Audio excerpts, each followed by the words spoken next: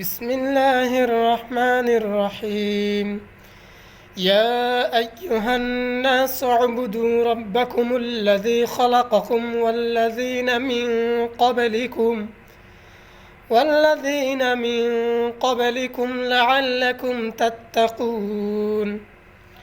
الذي جعل لكم الأرض فراشا والسماء بناء وأنزل من السماء ماء فأخرج به من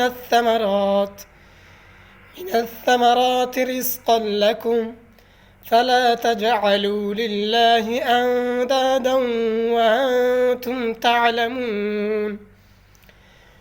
وإن كنتم في ريب مما نزلنا